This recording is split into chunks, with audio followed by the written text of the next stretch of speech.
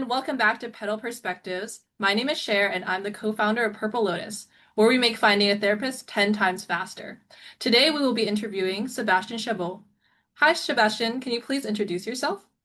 Yes, hello, Cher. Nice to meet you. Thank you for having me on your podcast. So my background, I did chemical engineering from McGill and worked a few years in oil and gas in Canada in different refineries and made my way to the US and Europe in oil trading to finally come back to Calgary. I've been here for the past 15 years. I quit the industry to have my own company. So I run Tartigrade. It's a hedge fund here based in Calgary. We focus on systematic trading, building software, and connect with universities across the country. And I also run a charity, the Collective Energy Foundation, and we support, again, students across the country. We operate on the land in Pritis near Calgary. We have 130 acres, and we have our office in Calgary as well. Amazing. You have such an amazing background. And I'm so curious, before all the titles and accomplishments that people see today, what were some key defining moments that shaped who you became? Hmm. Well, first and foremost, it all starts with family support, right? You can't go it's harder to go without the right support from friends and family. So that's number one. But for me in particular, I always liked the high pressure environment. This is where I perform the most. So when I was at school, so let's say I did my chem eng at McGill, professors were very demanding. They would not accept mediocrity.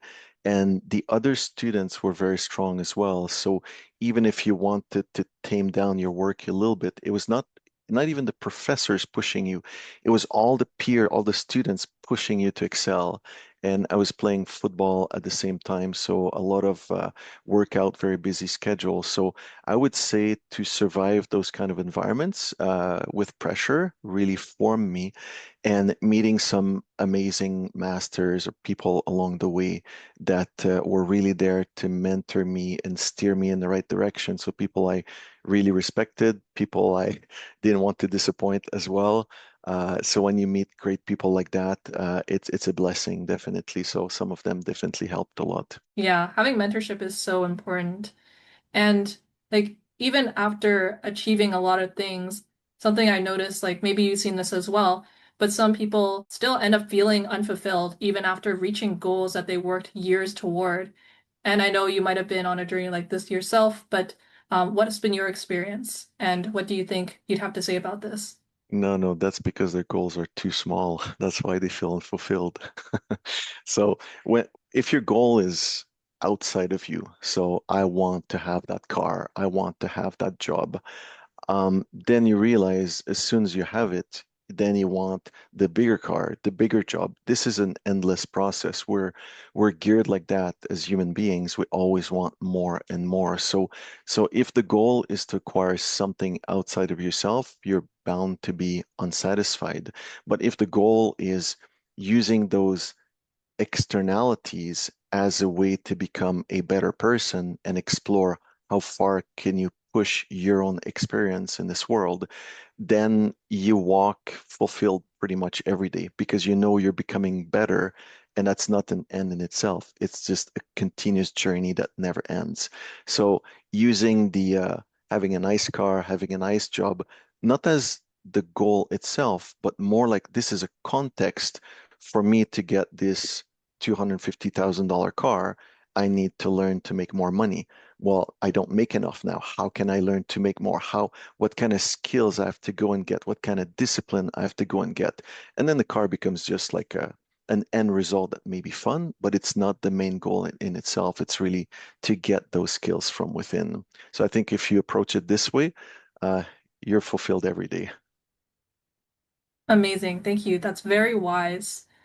And earlier you mentioned that having high pressure environment kind of shaped who you became. And perhaps you have something to say about this as well, but like a lot of men in high pressure careers feel like they always need to be strong, successful, and in control. And I'm curious to hear kind of the other side of that. What does that pressure do to someone over time? I think Life has pressure, whether we like it or not. You have to survive, you have to strive. There's a social environment. You want to be accepted in this environment as well. And it's not just men, it's men and women. It's everyone, I think, is the same.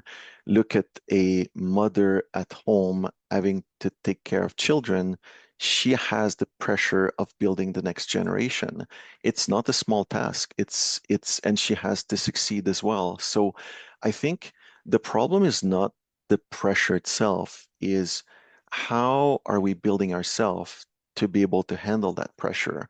So this is more about if somebody drinks a lot to, get, forget that pressure, maybe it's going to work in the short term, but is it a great long-term solution? Probably not.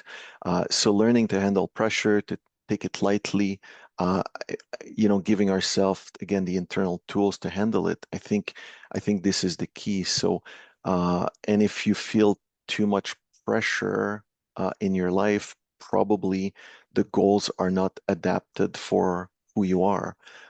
So in this case, trim down the goals because it's not a fun life to have too much pressure. And naturally, if I bend my arm, at some point it's gonna break. And so there's understanding our limits and being honest with those limits is really important. I would like to be the fastest runner in the world, but guess what? I am not. So if I'm not honest with me about this, if I lie to myself and I pretend that I am, I'll end up in crowds that they're way too competent for me. It's not my space to be. So we have to grieve some dreams sometimes. I wish I could have been there, but I am not, and it's okay.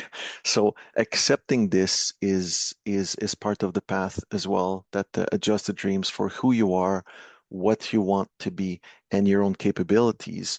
But to sustain higher pressure environment, you have to spend an enormous amount of effort to build yourself in such a way. Do you have the discipline to do that? Are you willing to trim down all the nice hockey games you could watch, all the parties, all the beer drinking to focus on building that skill set? Maybe some people are. In this case, they may achieve those environments, but if they're not, let's just be honest with it and change the dream a little bit, and that's okay. Hmm. That makes a lot of sense. And you might have heard like the phrase before, slave to my ambition. But when when does ambition quietly become self-destruction? hmm s- pr- yeah, probably a few points. This is everybody has ambition. You look at an like a snail on the street, they have the ambition to go from A to B, get some food. Everybody has some ambition, but uh, for human beings, are the ambitions truly mine, or it's something I've borrowed from social media, from my friends, from my family? So we all come from a certain background. We've been raised by some people. There's a close family or close friends. There's close mentors. Um, Obviously, we've been pushed to go in a certain direction by these people. As we grow up, we have to ask ourselves, are these ambitions borrowed from them? They've been implanted into us. Is it really mine or it's somebody else's ambition? So if it's not your ambition, most likely it's going to become self-destructive at some point because you're not happy moving in that direction. When you're not happy, you're not in line. The flow of energy just doesn't go really well, and you suffer way more pain than pleasure in achieving those goals. So this is number one. And people, I would say, when we talk about ambition, there's a difference between being the best and doing your best. If an ambition means I want to be number one at something, it will most likely become self-destructive at some point. If my ambition is I will truly, genuinely do my best in this context and we will see what happens, well, then most likely it's going to be a healthy ambition because you're going to consider all aspects of yourself, not just like, no matter what, I'm going to achieve that goal. And in my opinion as well, ambition, back to what I said before, has to be directed inward. If my ambition is to get that car, it's not that it's wrong, but you won't find the fulfillment once you get the car. Okay, it's going to be fun to drive for a couple days, but beyond that, then what? So I think if the ambition is truly to become the best version of yourself you can be, that can never be self-destructive. But if the ambition is outside, at some points, I'm going to steal your money to buy that car if I can't find it another way. And then guess what? You go to jail. Well, that could be self-destruction too, right? So, but if you always bring it from within, how can I be the best person for me, for you, for my surrounding environment? Well, then you guarantee that you may not guarantee the physical outcome out there, but you guarantee that you'll become a pleasant person for everybody around you and you'll feel pleasant within yourself as well. So there's no chance of self-destructing in that context. Yeah, those are a lot of great points. And I like how you tied in your previous answer as well, where it's like ambition should come from like within. And I remember you had like a shirt that said like, was it internal engineering or Oh, inner engineering. Yes. inner engineering? Yeah, I really like that shirt. All Mm. right. Okay, so on to the next question. So entrepreneurs often wear burnout like a badge of honor. Why do you think that happens? Well, everybody likes to be number one. If you can't be number one at your entrepreneurship task, then you'll be number one at burnout, maybe. So, the kids in the classroom, when if you can't be first, then you'll disrupt all the class. You'll be the worst for sure. Um, Burnout, it's again, it's optional in my opinion.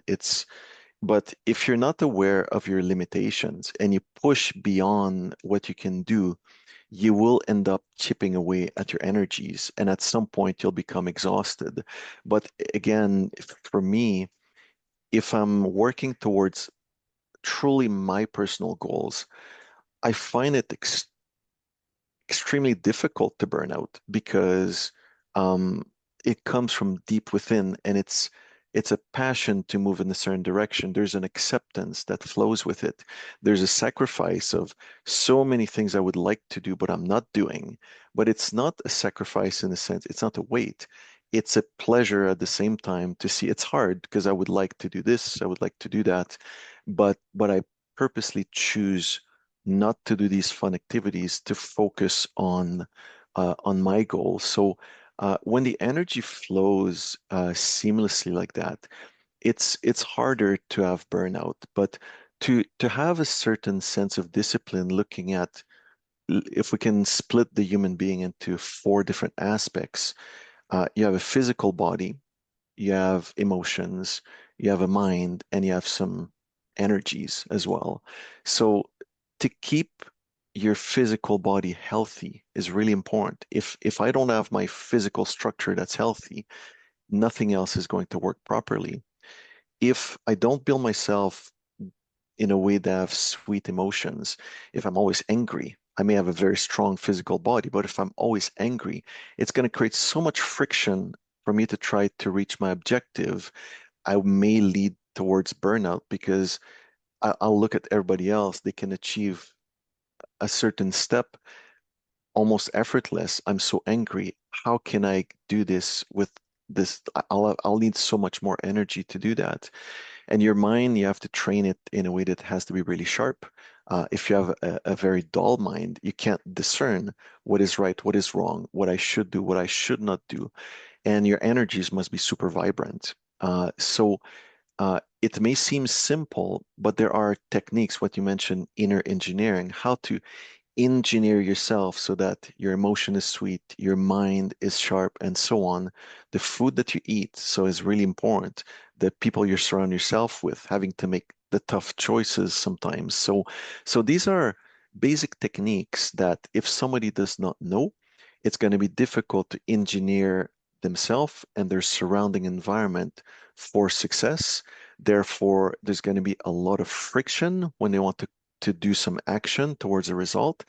And too much friction will lead to burnout if you keep the same goal. If not, you have to trim down the goal. So that's okay as well. But if you want to maintain the same goal with too much friction, you will self-destruct yourself. There's no other choice. So I'm saying keep ambitions high because life is fun, but engineer yourself and your surrounding in a way that it's easy to keep your ambition at a high level without burning out.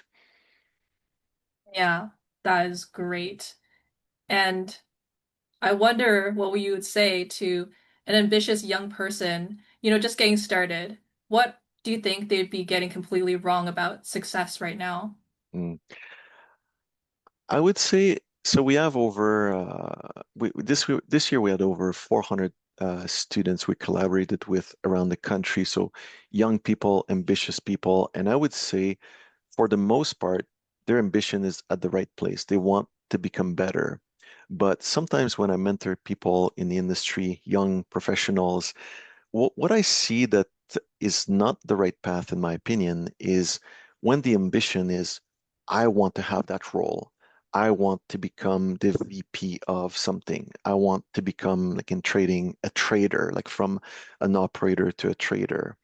Um, if you look at the title itself, it's very dangerous because let's say you have the title. It could be for a different reason because your parents push for you to get it because you know the right people, the context gave it to you.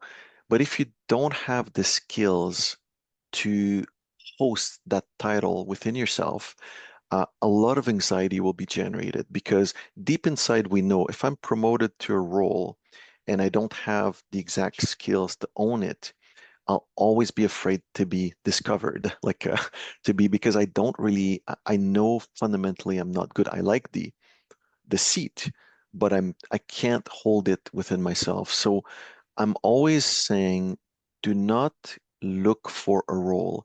Look for having the qualities of that roles demand.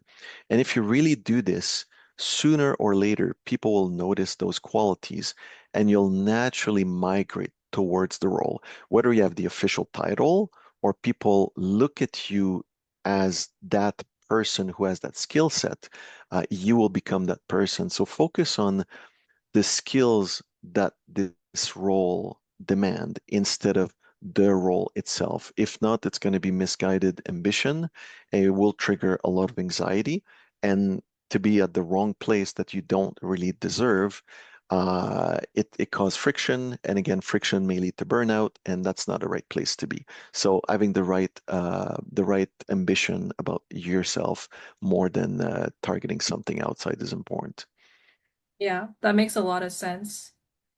And I know you do trading, and you talked about this a lot actually during this podcast, but people tend to think success in business or trading is mostly strategy and logic. How much of it is actually emotional? Mm. It's both, obviously, because you know you want to build a bridge or you want to have a trading strategy. It's not just pressing the buttons. You need to have a certain intelligence behind what you're doing, and this is not about emotion. This is purely about the intelligence. You want to build a big bridge, 100-meter long, you better have a good mind because if not, you may not be able to do it. But that alone is likely not going to be enough. You also need the emotional intelligence to recognize when to push, when not to push, how to connect with people properly. In trading, this is a really good example. Every day you look at your P&L, it's you gain $100,000 or you lose $100,000. If a day that you make money, you're overly full of joy, hey, wow, I make money today. Guess what's going to happen? The day that you lose money, you'll become depressed. So those cycles of being overly happy of making money, overly depressed of making money, cause a lot of friction internally. And this simply drains your energy over time. So you need to be able to look at your P&L with a more stoic view of, okay, today I made money and it is what it is. Not to react to that. Today I lost money. It is what it is. So you make and you lose. The important point is you're moving in a certain direction. So same thing with your interactions with people. Everybody has a bad day. If your coworkers or your friends come to you one day and they're not in a good mood, if this brings you down, and if they're superly happy, we all go to the bar and get drunk, then these swings to me, at least I've observed in my life, they consume a lot of energy, makes you less efficient. So if you're less efficient, It just you may still achieve your goal, but it's going to take more time because you have less efficiency. So trying to get your emotion lined up properly, self-regulating, and this is a skills again that there's techniques to practice that, but to regulating your emotions so that you can let go of an instant gratification and act today in your best interest in the long term. So I think that's really important. So both have to be balanced. And knowing when to use which one as well. And this is where psychology comes a little bit in the way, but we all come, like I was saying before, from a certain background. Our parents gave us some tendencies. So maybe someone has a tendency to be overly intellectual, or somebody has a tendency to be overly emotional. We all start the same way in life. We act on patterns that have been imprinted into us instinctively. So we don't really think about it. We simply act unconsciously. The journey is to learn to bring this behavior to the conscious space so that I don't react in a certain way by default, but I react this way because I choose to. It's one behavior in my toolbox. I have multiple other behaviors and I'm not compelled to act a certain way. I can choose which one I want today, which is the best way to act in a particular circumstance. Yeah, that makes a lot of sense. So earlier you mentioned some people have like those high highs, but then those low lows from trading. Have you ever seen smart people lose because they couldn't manage themselves? Uh, this all the time, right? Accepting success is really important. So if we really want to grow, um, but it requires, you've seen some why athletes have professional sports psychologists helping them. There's been cases where clearly at the 100-meter race, you were number one, but in the last 15-meter, you find a way to sabotage the race and you get third. Uh, because in the literature, what the psychologists say is if you can't accept success, you'll find a way to sabotage yourself one way or another.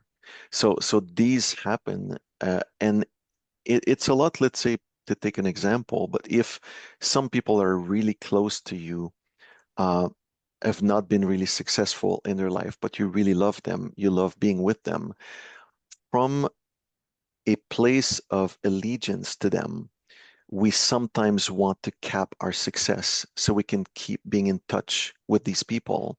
So, so we have to make a conscious decision at some point that it's okay if people close to us have not succeeded, but if you want to push yourself, sometimes you may have to let go of some relationship. And it hurts because you do love these people. You've been with them, they've been supporting you for a long time.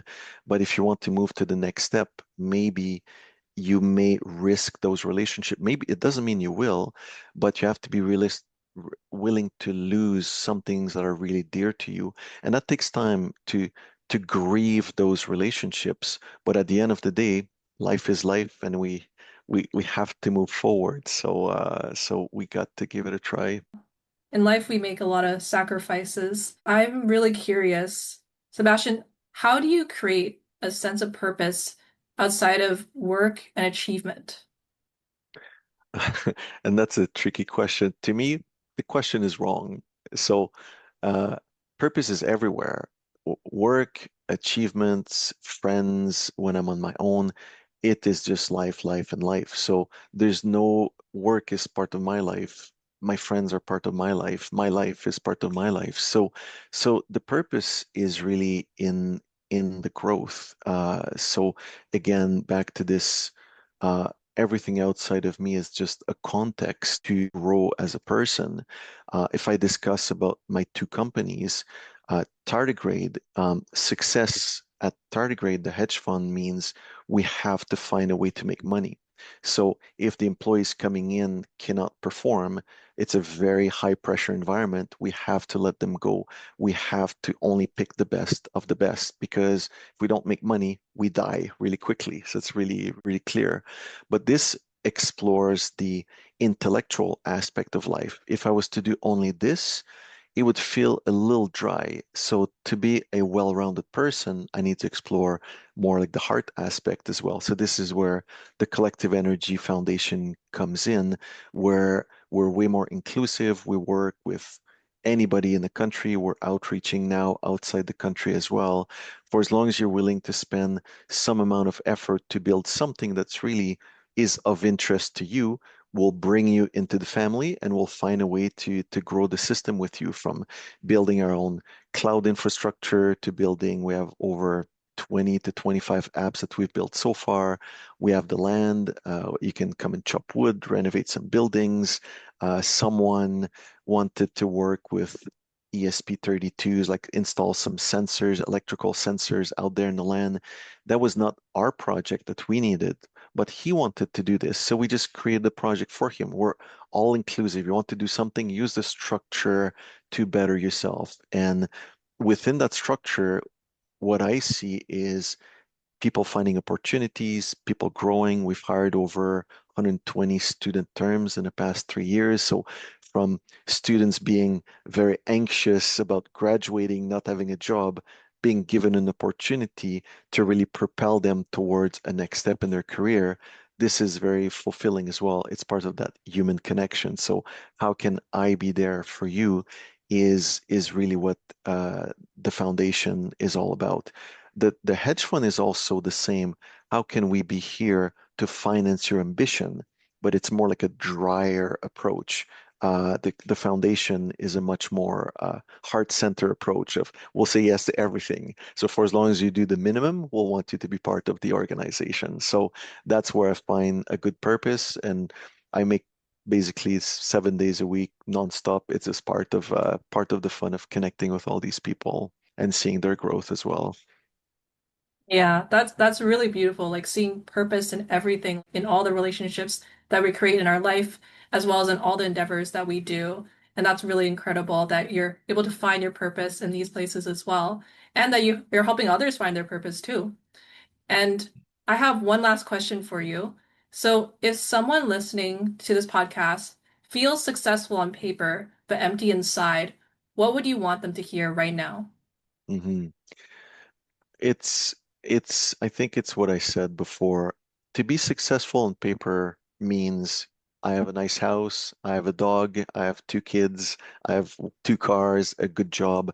This really Cinderella type story, but this is an outwardly focus. On paper, my resume looks good, but the real measure is when I sit on my own and all these successes may or may not be there, how do I feel within myself? So that feeling of emptiness, it needs to be addressed. We have to be honest with it.